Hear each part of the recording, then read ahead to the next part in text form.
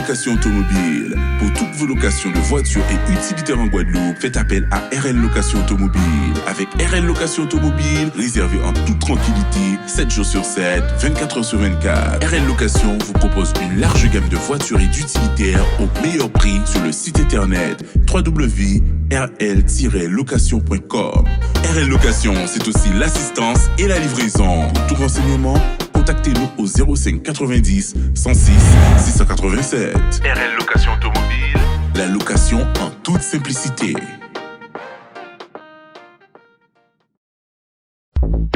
Guadeloupe, actualité. Et on ouvre ce journal avec cette deuxième journée de mobilisation à Rivière-des-Pères. Dès 4 heures ce matin, les manifestants opposés, entre autres, à la réforme des retraites, ont érigé plusieurs barrages sur l'axe principal et la route du littoral. S'en est suivi des affrontements avec les forces de l'ordre qui ne réussiront à rétablir la circulation qu'aux alentours de midi. La situation était particulièrement tendue là-bas. Regardez. Regarde ce qui se passait, bon, on peut pas tout approuver, mais il y a une logique dans, quand même. Et il y a un non-respect de l'île. Parce que tout n'est pas permis. Parce que quand on voit tout ce qui se passe là, tout n'est pas permis. Alors il y a un non-respect de l'île. Je trouve quand même, ils auraient pu réfléchir avant. C'est pas les manifestants, hein, le gouvernement. Moi, je suis plutôt là pour une médiation, comme on dit, quoi, parce que moi, ça me fait énormément de peine de voir des êtres humains, en fait, des êtres humains, quoi, qui sont en train de se bouffer là, et en fait, on est en train de se battre, quoi, tous pour la même chose, la retraite. Je dis que c'est vraiment dommage que ça arrive là. C'est normal aussi que la gendarmerie, quoi, ils fassent leur travail, mais voilà, les choses sont pas faciles, quoi, parce qu'il y a les civils aussi, il y a les dommages collatéraux, il y a des munitions, quoi, qui éclatent chez les gens, et ça, c'est pas très bon, quoi. Donc je suis là en quelque sorte en tant que médiateur, quoi, parce que j'arrive à discuter avec les deux parties, mais les trucs sont devenus vraiment difficiles à Rivière-des-Pères. Mais faut nous comprendre que ça peut pas durer comme ça. Nous avons un pays qui pas même temps nous, parce que pour moi, le pays là n'a pas tant nous encore. Il pas tant nous encore, parce qu'ils ont fait ça, ils veulent un pays à nous. Ils ont tué Clodo, non lieu. Ils ont tué Charles-Henri Salin, ils ont décoré. Alors, à n'importe quel moment, nous pouvons sortir en l'arrêt en contrôle, ils ont fait nous à terre, surtout celle qui n'a pas de preuve. Heureusement pour Clodo, il y a une caméra, si pas de caméra, on l'a nous payé. Alors, à qui est-ce pour nous, Guadeloupéens, arriver pour respecter nous en pays en nous? Moi, c'est ça que je demande pour moi. À quel niveau pour nous arriver pour respecter nous? Et le 3 mars dernier, la Haute Autorité de Santé recommandait la réintégration des personnels suspendus. 3 semaines plus tard, toujours rien. Le gouvernement campe sur sa position, malgré les déclarations d'Emmanuel Macron qui plaçait la vie de la HAS comme condition sine qua non à la reprise des soignants. Pour le député Olivier Servat, il est temps pour la majorité d'entrer dans une logique d'humanité et d'efficacité et cesser les méchancetés et mesquineries. On l'écoute.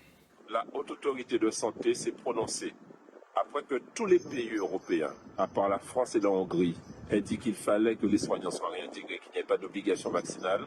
La Haute Autorité de Santé s'est enfin prononcée. Il est grand temps maintenant que ce gouvernement, qui nous a fait perdre des mois, ça aurait pu être géré dès novembre avec cette PPL, réintégration des soignants suspendus non vaccinés. Il est grand temps que ce gouvernement puisse rentrer dans une logique d'humanité, d'efficacité. Là où nous avons besoin de tous nos soignants, de tous nos infirmiers, de tous nos médecins, de tous nos aides-soignants, de tous ceux qui sont au chevet ou qui travaillent à l'hôpital dans les services de soins. Alors, nous demandons aujourd'hui que le gouvernement puisse cesser ces méchancetés, ces mesquineries et qu'il puisse réintégrer enfin les hommes et les femmes qui ont un diplôme, qui ont souffert, qui souffrent aujourd'hui parce qu'ils n'ont pas pu exercer leur métier, parce qu'ils ne peuvent pas vivre décemment, ils ne peuvent pas dire leurs enfants, leurs parents. Réintégrer sans aider les soignants et aussi penser à ce qu'ils puissent maintenant rattraper le temps perdu, que ce soit financièrement ou professionnellement. On croit effectivement que le versement des salaires dus représentera quand même quelques millions. Ça va coûter bonbon. Et l'attention justement était vive devant le CHU de Pointe-à-Pitre, mobilisé depuis plus d'1 an sur le BIC à résistance. Les personnels suspendus montent le ton. Entre avis de la Haute Autorité de Santé, l'inutilité démontrée du vaccin et une obligation vaccinale douteuse, il n'accepte plus le mépris du gouvernement qui n'a aucune parole, sans la vérifier. Regardez. Quoi dit comme ça que ça a fait plus qui ont l'année que nous avons goumé. Donc ça a fait plus qui ont l'année que ces camarades là pas ni salaire. Ça a fait plus qui ont l'année que ces camarades là en difficulté. Aujourd'hui nous avons voir nous peut réaffirmer que nous avons raison dès le départ dans tout ça que nous avons dit là. Alors ça que nous avons exigé, c'est que oui ni réintégration là nous goumé pour ça, mais que yo bayo tout l'argent à yo que yo ka doué yo depuis jour là que yo décidé et ben que yo ka exclu des sociétés là. Et nous ni aussi des camarades qui ka goumé aujourd'hui là tout simplement pour application du droit, respect de la convention collective, payer salaire à yo, contre le licenciement. Donc nous avons dit que nous avons continué à goumer. Et même après réintégration, nous avons continué à goumer parce que nous avons trop de problèmes dans le pays. Là, ça.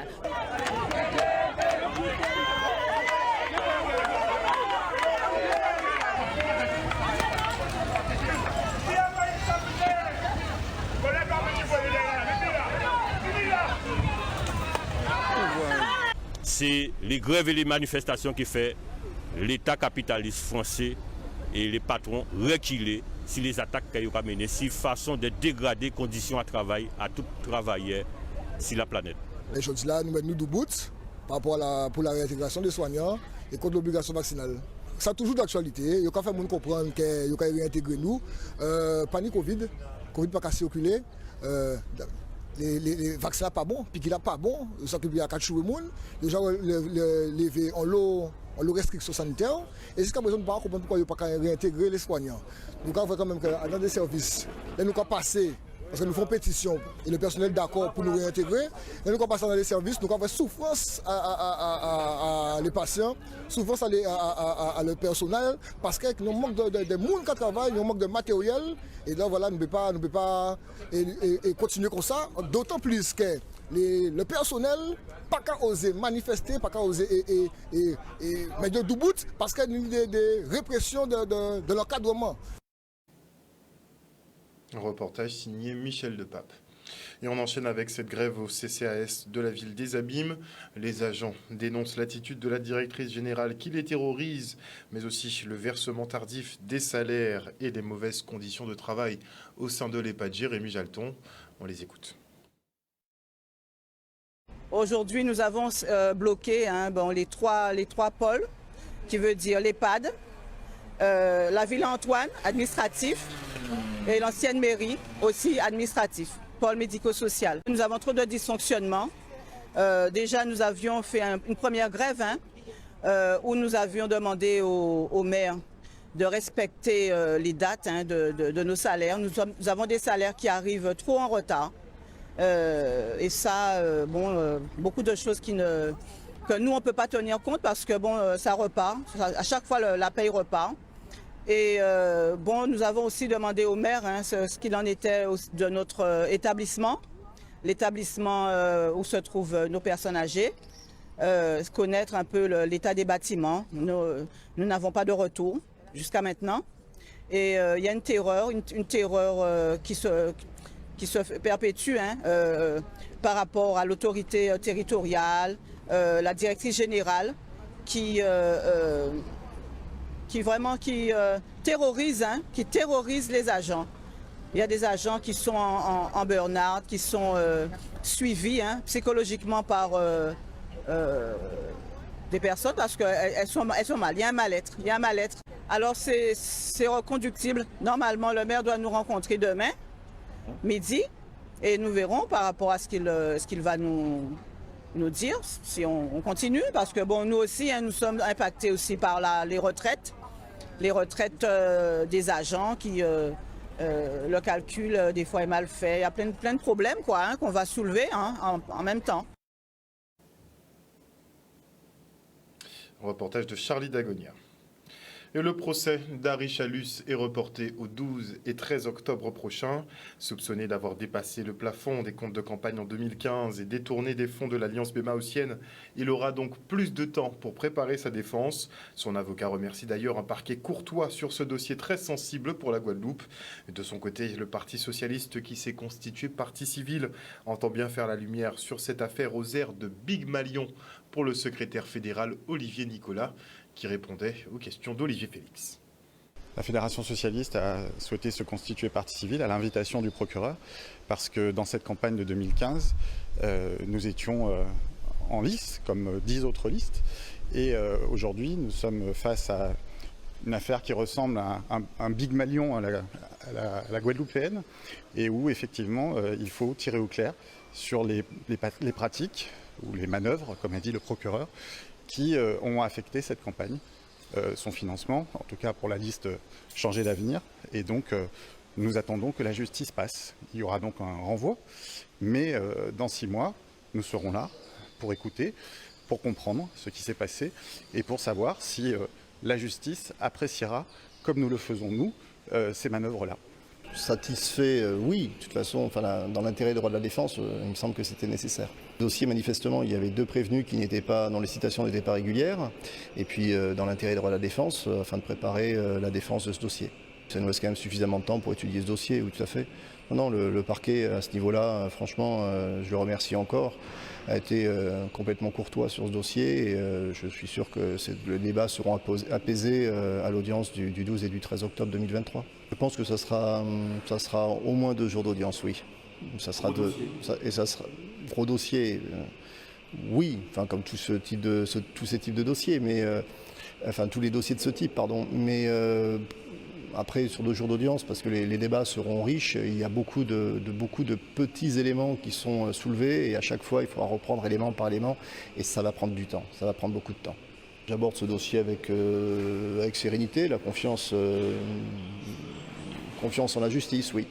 Les enjeux sont importants pour mon client, sont importants également pour la Guadeloupe, et puis sont importants également pour la justice, afin que la justice soit faite et de manière éclairée sur ce qui est reproché à mon client.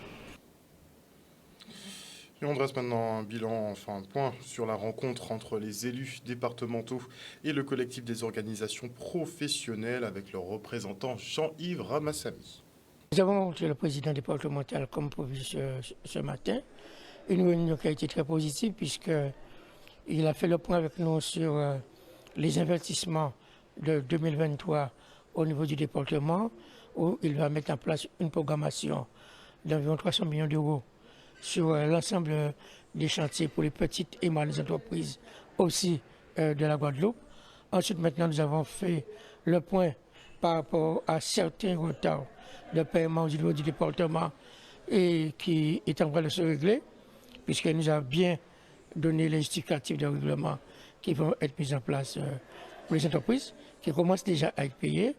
Et puis ensuite, maintenant, nous accompagner au niveau des problèmes sociaux que rencontrent nos entreprises guadeloupéennes aujourd'hui. Donc, on peut dire qu'à travers les points qui concernent le département, nous sommes en train de mettre en place aussi une réunion avec les services de l'État et la région, une réunion commune, pour que nous puissions continuer à travailler sur l'économie guadeloupéenne. La région nous a répondu. En principe, aujourd'hui, demain matin, nous aurons une date et l'heure de rencontre. Lundi matin, nous avons réunion avec le président de l'association des maires, M. Sapoti. Donc je peux vous dire, en l'espace de 8 jours, il y a eu une réaction très positive au niveau des problèmes que rencontrent aujourd'hui nos entreprises. Et le président du département s'est engagé aussi à contrôler le protocole de l'accord qui a été signé et pour voir les différents points qui sont en retard et les engagements qui avaient été pris par le département pour que nous puissions retourner encore en réunion de travail pour pouvoir élaborer tous ces problèmes. Et vous savez, c'est ce que j'ai évoqué aujourd'hui. À chaque fois, il faut pouvoir intervenir, à chaque fois, il faut intervenir avec la pression pour essayer de trouver des solutions, mais ce qui est important, c'est d'arriver à un objectif, c'est de régler le problème, c'est ce que nous faisons là maintenant. Et on se rend maintenant au hall d'accueil du CHU de Pointe-à-Pitre pour la journée mondiale du rat. Notre activité aujourd'hui rentre dans le cadre de la journée mondiale du rein qui se passe tous les mois de mars. C'est fait pour sensibiliser la population dans le monde, y compris en Guadeloupe, sur les maladies rénales. Sachez qu'on estime la prévalence à peu près à 1 milliard dans le monde. Et en France, c'est à peu près 6 millions. Et chez nous, à l'échelle de la Guadeloupe, c'est à peu près 45 000. Je suis très heureuse que le CHU a pu permettre de mettre ce dispositif à l'appel des Guadeloupéens. Donc, j'ai répondu présent pour savoir pour mes reins comment ça fonctionne, quel repas que je dois prendre et comment prendre contact avec leur service. En plus de la sensibilisation, il y a le dépistage. Donc on dépiste le diabète, on dépiste l'hypertension, on dépiste l'obésité, qui sont vraiment des facteurs avérés de maladies rénales. Et il y a une consultation médicale derrière qui permet de donner aussi des conseils. Le rein, c'est un organe déjà qui est très silencieux, comme le médecin a expliqué. Donc nous devons faire attention à nos aliments, à ce que nous mangeons, à ce que nous buvons, surtout le sel. Donc moi j'ai porté curiosité à venir comment portent mes reins, parce que c'est un organe très délicat. Et avec le personnel qui m'a accueilli, m'a fait beaucoup de choses. Alors donc je vois l'importance de continuer cette journée avec le CHU. Un reportage de Solène Fèvre. Et le Conseil d'architecture, d'urbanisme et de l'environnement organise des sessions d'information autour des fonds verts. Ces financements dédiés à la transition écologique permettront la mise en place de projets autour de 2 thématiques, à savoir le recyclage foncier. On a tellement de bâtiments qui pourrissent, de terrains qui ne servent à rien, et on s'engage beaucoup sur de nouveaux projets, alors qu'effectivement, on a de quoi faire. Bon, ça, c'était une petite parenthèse. Donc, on a le recyclage foncier, on a aussi les économies d'énergie. Les collectivités ont donc jusqu'au 31 décembre prochain pour s'inscrire dans cette démarche et tenter d'obtenir ces subventions. On fait le point. Le Fonds vert, c'est un dispositif national de financement justement des actions pour les collectivités en lien avec la transition écologique et énergétique, l'adaptation au changement climatique et l'amélioration du cadre de vie. Donc c'est vraiment un outil de financement pour vraiment aider les collectivités à passer à un autre niveau sur certains projets.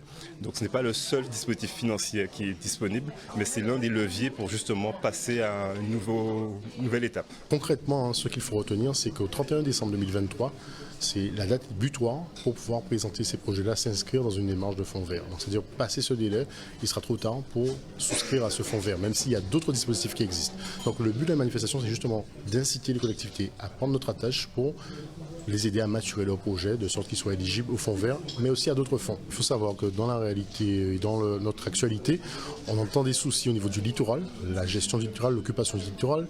Il y a des enjeux de zones de menace grave pour les vies humaines, il y a des enjeux de conflits d'intérêts dans l'usage du littoral notamment. Donc ça veut dire qu'on est sur une petite île. Donc le recyclage foncier, le réemploi, le fait de reconstruire la ville sur elle-même, c'est un enjeu majeur, parce qu'effectivement, plus on peut densifier, même si on n'aime pas forcément le terme de densification, mais plus on peut bonifier l'utilisation du foncier déjà bâti ou déjà urbanisé, plus on peut préserver ces zones littorales, plus on peut préserver les zones naturelles et les zones agricoles. Donc l'idée, c'est que ce projet s'inscrive dans cette démarche-là de recyclage foncier et plus loin, in fine, d'urbanisme circulaire. Le but, c'est vraiment d'avoir des projets qui sont engagés cette année, mais sur plusieurs années, donc des projets pluriannuels. On sait qu'ici, chez nous, on a des bâtiments assez variés pour les collectivités, donc des établissements scolaires, des bâtiments administratifs, des équipements socioculturels qui méritent d'être rénovés, pas uniquement pour la partie confortement parasismique, etc., mais aussi pour le confort à l'intérieur, les économies d'énergie.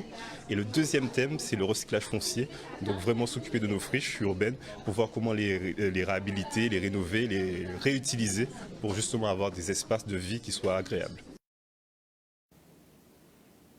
Les élèves de l'école élémentaire de Boivin-Moule ont participé aujourd'hui en visioconférence à la dictée francophone. Grâce aux nouvelles technologies, les enfants étaient connectés à leurs camarades du Bénin, du Costa Rica, du Québec, d'Espagne ou encore de Paris. Regardez. Aujourd'hui, cette première édition de la dictée francophone a permis, grâce à la municipalité du Moule, de permettre à nos élèves dans nos écoles de préparer en tout cas un travail autour de la francophonie et de mettre en place un projet finalement qui fédère une notion, une journée internationale auquel on ne porte pas forcément attention. Donc aujourd'hui, participer à cette dictée francophone avec en plus des camarades du Costa Rica, du Québec, de Paris et finalement de tout le rayonnement de la France dans le monde était vraiment une réelle opportunité pour les enfants. Aujourd'hui, ça s'est très bien passé. On a fait une dictée et avec une classe, des classes en Espagne, en Costa Rica, Paris et Québec. Aujourd'hui, nous avons participé grâce à notre maîtresse à la dictée de Paris. Donc c'est une dictée qui se fait avec pratiquement tous les pays francophones. Et partout dans le monde, et on a eu la chance d'y participer et c'était très bien parce que on a pu découvrir des choses, découvrir des personnes aussi. J'ai bien aimé, elle n'était pas trop difficile et il y avait des mots pas trop difficiles, c'était bien. La dictée, ça sert à travailler l'orthographe, les mots et la conjugaison. Et ça nous aide à écrire mieux. Qu'est-ce que ça représente ? Pour moi, c'était super parce qu'on a pu rencontrer d'autres pays en live. Et j'ai vraiment bien aimé. La suite pour les élèves, alors on va déjà commencer par corriger la dictée, on va commencer par voir où est-ce qu'ils ont eu des difficultés, puisque c'était quand même une dictée de 180 mots, et ils avaient pas mal de phrases, pas mal d'accords, pas mal d'éléments d'orthographe et de pédagogie qu'il va falloir revoir. Mais en tout cas, la suite, ça va être vraiment de peut-être créer d'autres liens avec d'autres écoles et amener davantage la francophonie et son rayonnement à travers nos écoles pour aller à la rencontre d'autres pays de la francophonie dans le monde, finalement. Les dictées, c'est pas mon fort du tout, mais franchement, cette dictée, c'était incroyable. Le fait de partager ça avec d'autres pays, d'autres personnes, pas forcément français, c'était très bien. Outremernews.fr, le site de l'actualité Outre-mer, 24 heures sur 24 et 7 jours sur 7. Retrouvez la chaîne Outremer News sur YouTube.